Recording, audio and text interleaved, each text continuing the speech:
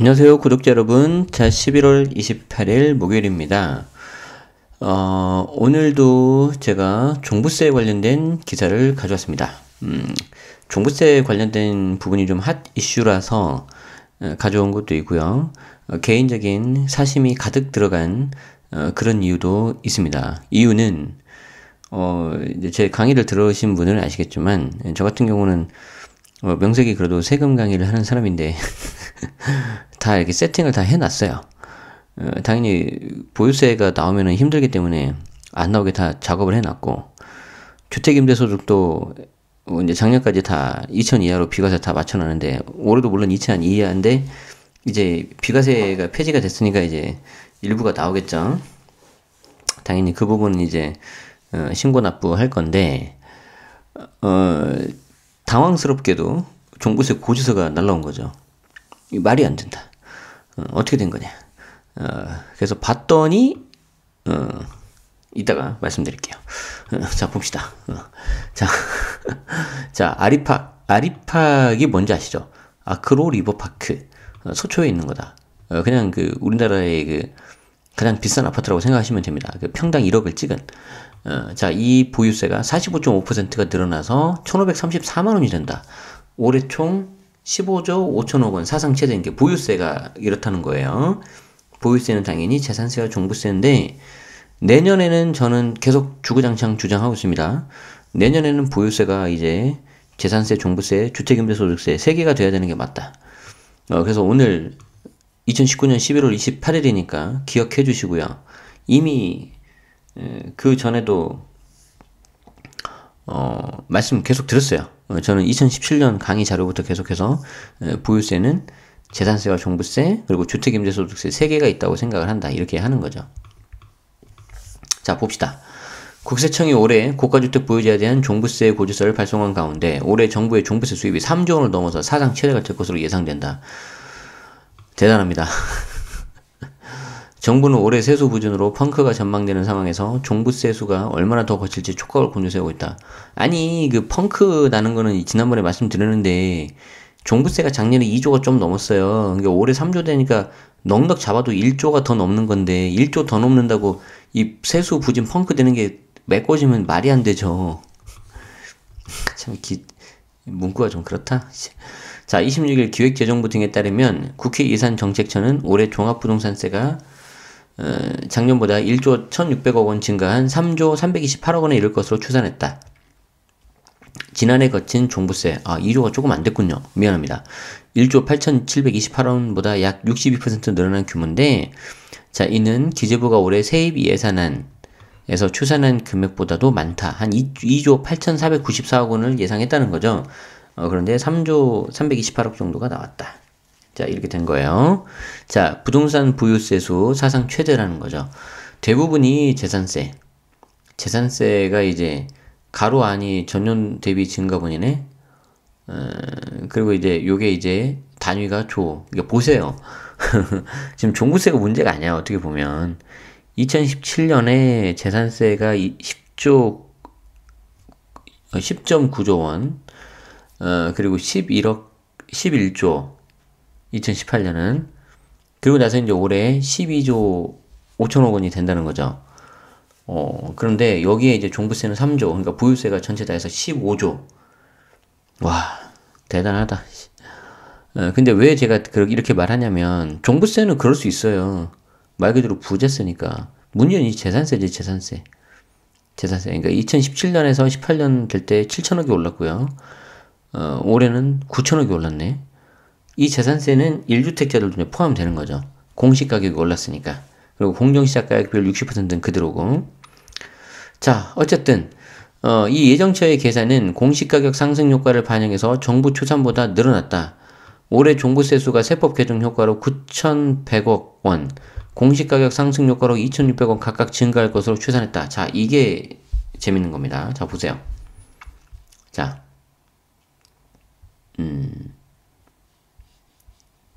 여기 보시면은 종부세 증가액 1조 1,600억 원. 자, 그런데 1조 1,600억 원에서 자, 세법 자, 9,100억 원. 9,100억 원은 세법 개정 효과. 그리고 2,600억 원은 공시가격 상승 효과.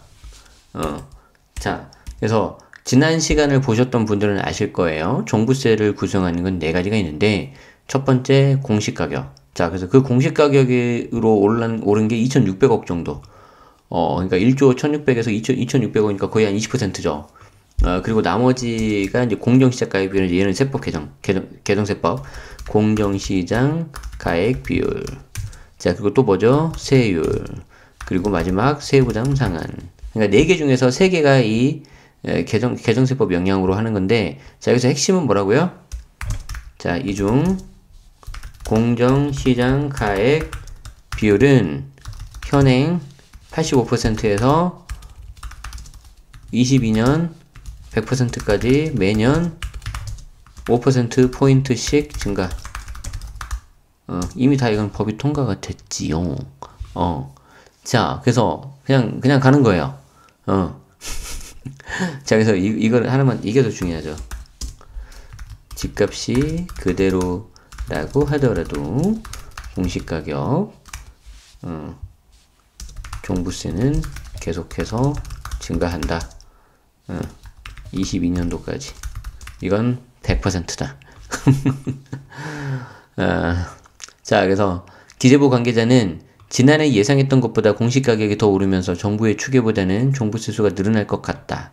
그렇다 하더라도 전체 세수가 세입 예산보다 부족할 가능성이 크지만 어느 정도가 들어올지 주시하고 있다. 당연하죠. 종부세가 늘어난 게 지금 1조 2천 정도라니까요. 근데 1조 1,600 늘어난다고 해서 이 부족한 세수가 메꿔지지 않는다니까. 자, 그래서 재산세를 합한 부동산 보유세수는 15조 5천억 원에 거칠 것으로 전망했다. 역시 사상 최대다. 지난해 부동산 보유세수가 13조 5천억 원으로 전년보다 9천억 원 늘었던 것과 비교하면 가파른 증가세다. 앞으로 계속 늘 거다. 자, 그래서 봅시다. 주요 단지별 종부세 시뮬레이션. 자, 이렇게 딱 좋은 아파트가 어딘지 알려주고 있죠. 자, 반포자이 84. 그러니까 이제 20평인 거죠. 여기 지금 공급이에요. 그래서 이제 공시가격이 이제 얘가 이제 15억 7,600. 공시가격 상승률은 20%. 참고로 서울 평균은 14.02%입니다. 가지고 얘가 늘어난 보유세가 191만원. 보유세 합계하면은 706만원. 그러니까 내가 반포자이 20평대를 가지고 있으면 1년에 내는 세금이 한 700만원 정도 되는 거죠. 자, 그리고 이제 이게 그 아리팍이죠. 아리팍. 아크로 리버파크 30평. 공시가격은 24억. 그리고 말 그대로 아리팍은 되게 계산하기가 편해요. 평당 1억이니까 32평이면 그냥 32억이에요. 50평이면 50억이고. 얘는 보유세가 재산세하고 종부세 다 합친 게 1,534만원. 와우. 자, 이걸 보고 무슨 생각이 들죠? 첫 번째, 일단 집값이 엄청 비싸다. 강남 집은 함부로 아무나 못 사겠구나. 두 번째, 중요한 건 더 뭐예요? 매년 이만큼 보유세를 내야 되는 거죠. 그러니까 뭐 아무나 못 가진다는 게 딱 느껴지죠. 대치팰리스 21억. 공시가격입니다. 공시가격. 보유세 1,200만원. 자, 마포 레미안 푸르지오. 이번에 10억이 되면서 단독 명의라면 9억 원까지는 종부세가 비과세였는데, 이번에 이제 10억이 되면 9억 넘으니까 이렇게 다 나오는 거죠. 그래서 보유세가 재산세까지 합치면은 311만원.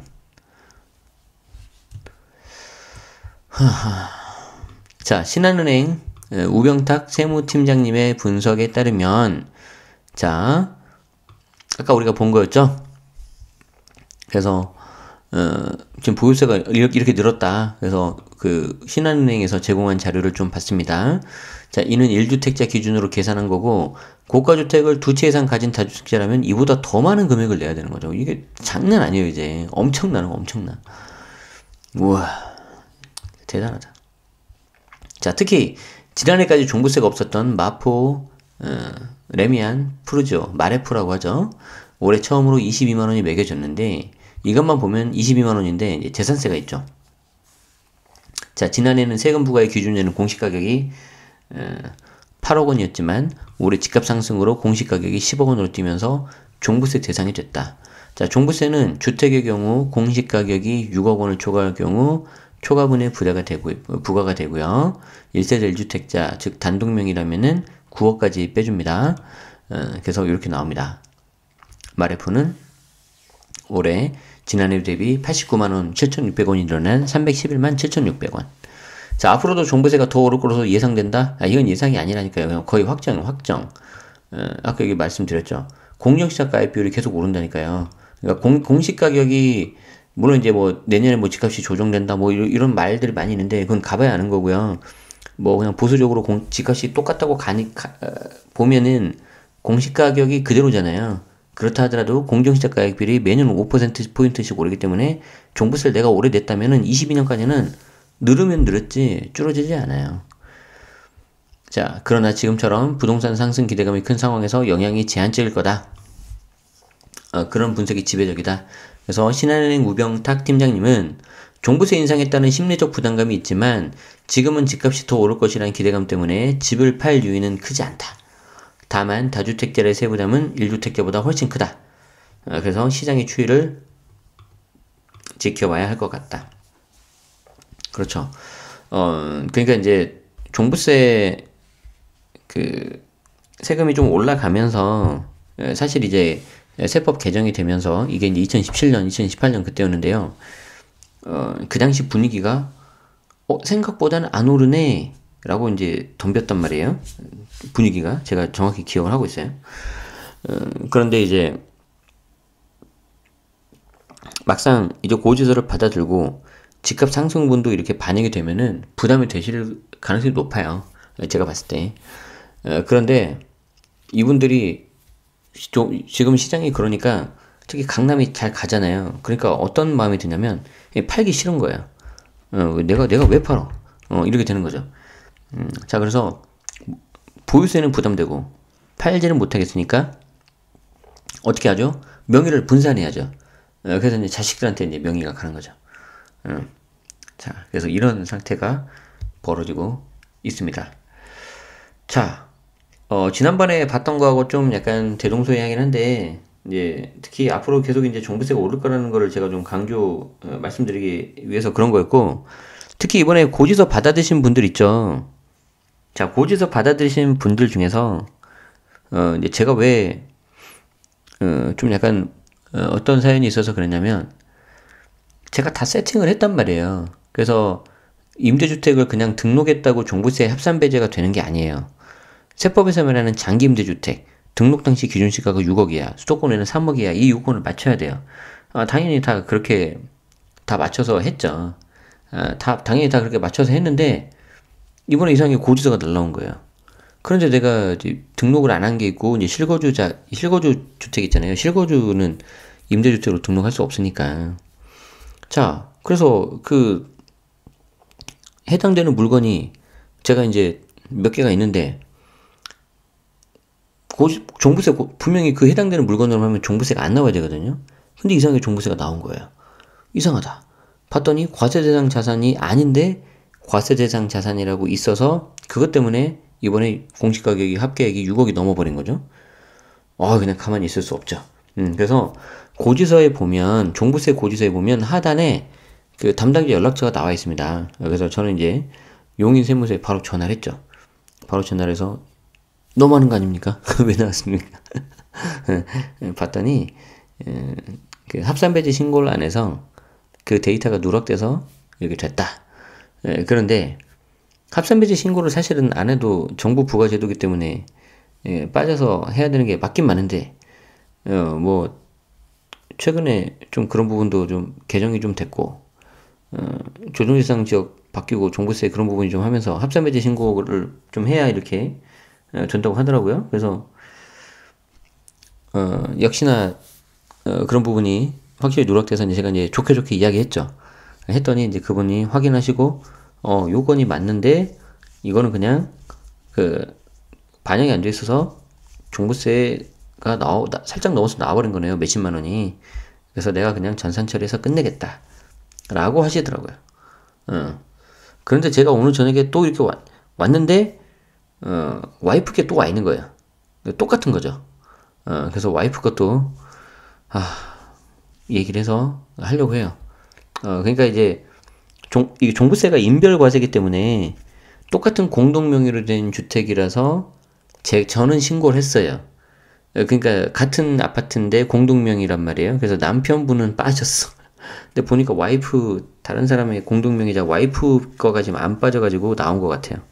그래서 그것도 또 한번 확인을 하고 빼는데 뭐 어떻게 해요? 그냥 좋게 좋게 해야죠. 뭐 이게 뭐 마음 같아서는 싸우고 싶은데 왜냐면 그 양도세 같은 경우에 우리가 뭔가 잘못하고 실수하면 다 우리가 책임져야 되잖아요. 그런데 이거는 정부 부과제도인데 이쪽에서 뭐 잘못한다 그래도 그냥 뭐 이렇게 수정할게요 그렇게 해가지고 막 넘어갔단 말이에요. 그럼 이게 약간 좀 되게 좀 기분 나빠요. 근데 어떻게 해요? 괜히 이런 쪽하고 뭐 이렇게 부딪힐 필요 없죠. 그래서 그냥 그렇게 하려고 합니다. 그래서 여러분들도 혹시 종부세가 생각보다 많이 나왔거나 안 나와야 되는데 왜 나왔지? 그러면은 과세 대상 자산에 빠져야 되는데 들어가서 나오는 경우도 있을 수 있어요. 그러니까 그런 거 한번 보시면 좋겠습니다. 자, 오늘 기사 여기까지 봤고요. 계속해서 세금이 늘어난다는 거 하니까 좀 약간 재미가 없어요. 어제는 우리 GBC에서 정모하기로 막 그런 얘기하면 이제 재밌잖아요. 근데 이제 뭐 세금이 많이 나왔다, 뭐 엄청나게 나온다, 뭐 앞으로도 계속 늘어날 거다, 뭐 기정사실 뭐 됐다. 그러니까 이제 좀 약간 힘 빠지죠. 자, 그래서 일단 여기까지 하도록 하고요. 저는 또 좋은 기사를 가지고 여러분들과 한번 이렇게 또 지내볼 수 있도록 하겠습니다.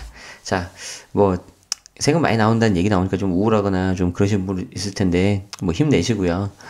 자, 우리 또 이거 가지고 너무 이렇게 의기소침하지 마시고 또 이렇게 좋은 면을 생각해서 그냥 내가 1주택자인데 종부세 냈다. 그래 내가 엄청 비싼 아파트 가지고 있지 뭐. 이 정도는 내줘야지 축복이야. 좋게 생각하는 그런 긍정적인 마인드 됐으면 좋겠습니다. 아시겠죠? 우린 소중하니까요. 자, 오늘 기사 여기까지 보도록 하죠. 다들 편안한 밤 되시고요.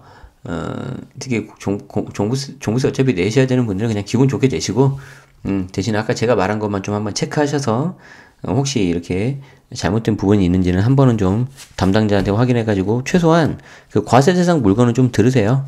그래서 들어가지고, 이게, 들어간 게 맞네. 그런 것만 좀 체크하셔가지고 하면 좋겠습니다. 자, 오늘 기사 여기까지 마치고요. 잊지 마세요. 혹시 그렇게 해서 세금 줄면은, 그냥 세금 줄게 됐다고 간단히 말만 해주면 제가 무슨 뭐 고맙다는 인사 받고 싶은 그런 게 아니고 여러분들이 제 방송을 들어서 세금 줄었어요. 실제 돈이 아껴졌어요. 그러면 저는 너무 기분이 좋을 것 같아요. 아주 짜릿할 것 같아요. 아시겠죠? 네. 자, 오늘 여기서 마치도록 하죠. 자, 지금까지 채널 제네시스 박 데일리 뉴스였습니다. 행복한 밤 되시고 소중한 자기 자신을 위해서 행복한 밤 보내시기 바랍니다. 아시겠죠? 고맙습니다.